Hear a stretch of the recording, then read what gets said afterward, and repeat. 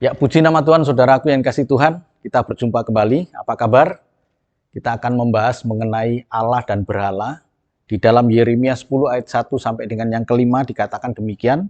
Dengarlah firman yang disampaikan Tuhan kepadamu, hai kaum Israel. Beginilah firman Tuhan. Janganlah biasakan dirimu dengan tingkah langkah bangsa-bangsa. Janganlah gentar terhadap tanda-tanda di langit. Sekalipun bangsa-bangsa gentar terhadapnya.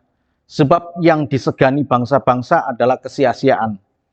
Bukankah berhala itu pohon kayu yang ditebang orang dari hutan, yang dikerjakan dengan pahat oleh tangan tukang kayu? Orang memperindahnya dengan emas dan perak. Orang memperkuatnya dengan paku dan palu, supaya jangan goyang.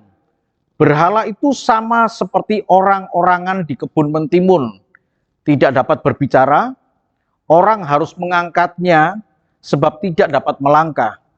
Janganlah takut kepadanya, sebab berhala itu tidak dapat berbuat jahat dan berbuat baik pun tidak dapat. Nah, saudaraku yang kasih Tuhan, mengapa bangsa-bangsa itu gentar? Tentu bangsa-bangsa itu gentar karena melihat satu mukjizat yang dilakukan oleh berhala yang mereka sembah.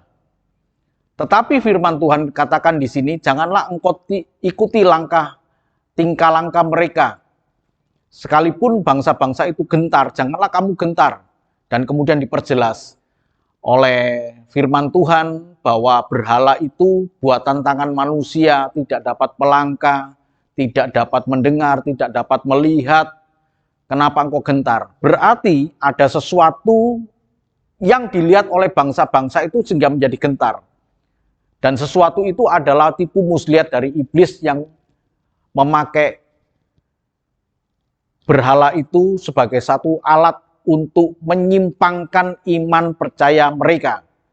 Nah, saudaraku yang kasih Tuhan, ini menjadi satu ingatan kita, peringatan yang baik untuk iman kita, bahwa iblis mampu menipu kita. Iblis bisa mempergunakan berhala-berhala sehingga orang tunduk dan kemudian menyembah. Yang disebut berhala itu adalah penyembahan.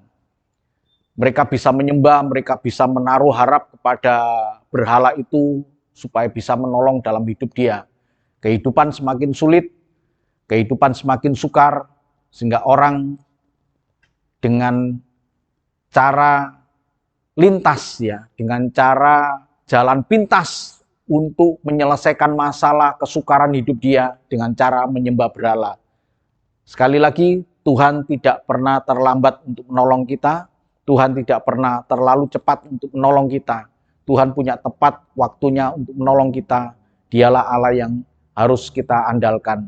Nah, saudaraku yang kasih Tuhan, jangan menyimpang iman kita dengan berhala-berhala yang memang terkadang dipakai oleh iblis untuk membuat bangsa yang tidak mengenal Allah itu menjadi gentar, menjadi kagum, terpesona.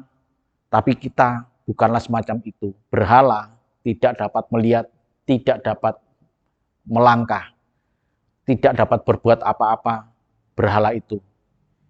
Tetapi di balik itu ada aktor yang jahat yang membuat jerat iman kita, yaitu iblis sang penggoda. Jangan mau terkecoh. Tetaplah di dalam Tuhan, tetap percaya kepada Allah yang besar, Allah yang ajaib, Tuhan kita, Yesus Kristus. Tuhan memberkati. Amin.